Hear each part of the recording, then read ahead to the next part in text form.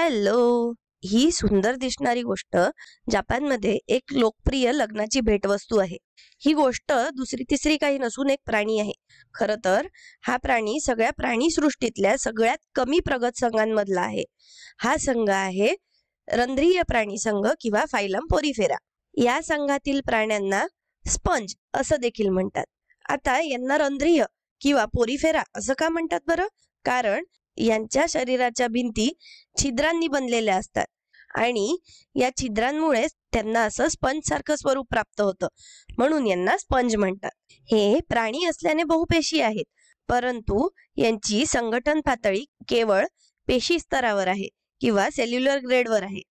याचाच अर्थ की ते इतके आदिम किंवा प्रिमिटिव्ह आहे की त्यांच्या पेशी उच्च प्राण्यांप्रमाणे ऊतींमध्ये संघटित नसतात. यांची संघटन पातळी फक्त पेशी स्तरावर असते आणि यांचं शरीर असममित किंवा एसिमेट्रिकल असतं. यांच्या शरीरात कोणतीही सममिती बघायला मिळत नाही. आता हे कुठे आढळतात? तर हे जलवासी प्राणी किंवा ॲक्वॅटिक ॲनिमल्स आहे. हे जलस्रोतांमध्ये आढळतात, मुख्यतः समुद्री म्हणजे बहुतेक करून महासागरात आणि समुद्रांमध्ये. आता तुम्हाला प्रश्न पडला असेल की हे प्राणी खातात तरी कसे? त्याच्यासाठी आपल्याला यांची शरीराची संरचना पाहणं आवश्यक आहे. जर आपण त्यांच्या शरीराचा आडवा छेद किंवा क्रॉस सेक्शन घेतला तर तो असा दिसतो. मध्यभागी ही मोठी पोकळी आहे, याला स्पॉन्जसील म्हणतात. सील चा अर्थ सीलम. सीलम म्हणजे देहगुहा. तर ही यांची देहगुहा किंवा बॉडी कॅव्हिटी आहे, म्हणून याला स्पॉन्जसील म्हणतात. आणि यांच्या या शरीर भित्तिकेवर ही जी लहान लहान छिद्र दिसत आहेत याला ऑस्टिया म्हणतात. एकवचनी ऑस्टियम आणि अनेकवचनी ऑस्टिया. नंतर हे वरच्या बाजूला जे मोठं छिद्र किंवा मोठी पोकळी आहे याला ऑस्क्युलम म्हणतात. तर होतं काय की यांच्यामध्ये एक जलपरिवहन संस्था किंवा कॅनल सिस्टीम असते. कारण लक्षात आहे ना की हे जलीय आहेत, तर ते सतत पाण्यात बुडलेले असतात. होतं काय, पाणी या प्रत्येक ऑस्टियामधून आतमध्ये जातं आणि नंतर वरच्या दिशेने वाहत जातं असं, आणि नंतर ऑस्क्युलम मधून बाहेर पडतं. म्हणजेच पाण्याच्या प्रवाहाची एक स्थिर धारा असते जी ऑस्टिया मधून आतमध्ये जाते आणि ऑस्क्युलम मधून बाहेर पडते. आणि हे स्पंज या पाण्यामधून त्यांची पोषक द्रव्ये म्हणजेच खाण्यासाठी हवं असलेलं अन्न आणि श्वसनासाठी आवश्यक असलेला ऑक्सिजन मिळवतात. तर जेव्हा पाणी आतमध्ये येतं तेव्हा या छिद्रांच्या सभोवतालच्या ज्या पेशी आहेत त्या पाण्यामधून पोषक द्रव्य घेतात, ऑक्सिजन घेतात, ते शोषून घेतात आणि त्याच पाण्यामध्ये कार्बन डायऑक्साईड बाहेर टाकतात. आणि त्याच सोबत पचन उत्सर्जित पदार्थ अशा इतर टाकाऊ गोष्टी सुद्धा त्या पाण्यात बाहेर टाकतात.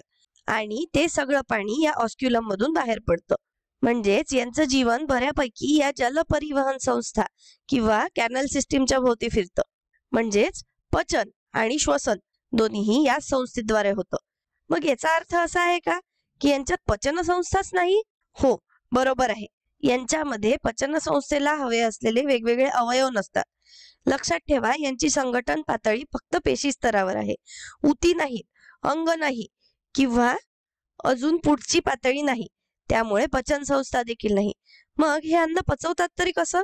तर यांच्या शरीराच्या भिंतीत तुम्हाला या वेगवेगळ्या पेशी दिसत आहेत. या सर्व पेशी या ऑस्टियामधून आत येणाऱ्या पाण्यामधून पोषक द्रव्य घेतात आणि पेशी अंतर्गत पचन किंवा इंट्रासेल्युलर डायजेशन करतात.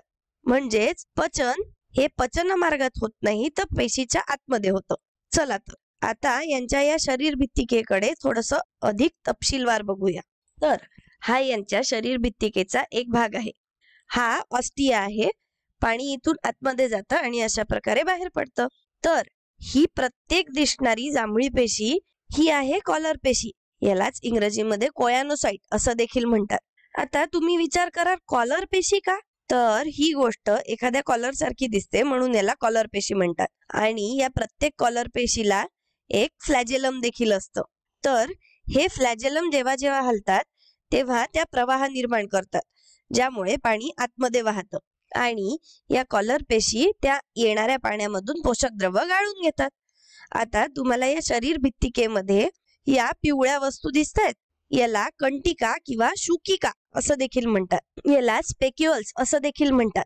तर या काय आहेत? या कंटिका या कॅल्शियम कार्बोनेट किंवा सिलिका यांच्यापैकी एकापासून बनलेले असतात. याचा अर्थ या खूप कठीण पदार्थांचे आहे. या कंटिकांमुळे या स्पंजच्या शरीर भित्तिकांना टणकपणा आणि कठोरता येते. म्हणजेच काय तर या अंतःकंकाल किंवा एंडोस्केलेटन म्हणून काम करतात. आता अंत किंवा एंडो म्हणजे आतमध्ये असलेलं, आणि हेच कंकाल या सजीवाला टणकपणा आणि आधार देण्यासाठी काम करतं. आणि काही स्पंज मध्ये हे अंतःकंकाल अशा कंटिका किंवा शुकिकांनी बनलेलं असतं, तर काही स्पंज मध्ये हे अंतःकंकाल एका वेगळ्या पदार्थापासून बनलेलं असतं, जे काहीसे असे तंतूंसारखे दिसतात. याला स्पॉन्जिनचे तंतू असं देखील म्हणतात. आता हे तंतू कशाचे बनलेले आहे, तर हे एक प्रकारचं प्रथिन आहे जे या स्पंज मध्ये असतं आणि ते देखील या प्राण्यांना टणकपणा देतं, म्हणूनच हे त्यांचं अंतःकंकाल बनवतं. ठीक आहे, एवढं समजलं. आता हे अद्भुत प्राणी प्रजनन कसं करतात, तर हे प्राणी अलैंगिक प्रजनन किंवा एसेक्शुअल रिप्रोडक्शन करतात. आणि याची एक पद्धत म्हणजे खंडीभवन किंवा फ्रॅगमेंटेशन. आठवतंय का तुम्हाला खंडीभवन काय आहे? तर खंडीभवनामध्ये अशा प्रकारे खंड दिसू लागतात किंवा फ्रॅगमेंट्स दिसू लागतात आणि कालांतराने हे खंड गळून पडतात आणि या प्रत्येक खंडापासून एक नवीन स्पंजचा जन्म होईल. म्हणजेच हे आहेत नवजात स्पंजेस. आणि हा प्रत्येक स्पंज आता एका नवीन मोठ्या स्पंज मध्ये किंवा प्रौढ स्पंज मध्ये वाढू शकतो. सोपं आहे, बरोबर? तर हाच आहे आपला रंध्रीय प्राणी संघ किंवा फायलम पोरिफेरा, ज्यामध्ये हे अशा प्रकारचे स्पंजेस येतात. या व्हिडिओसाठी इतकंच. धन्यवाद.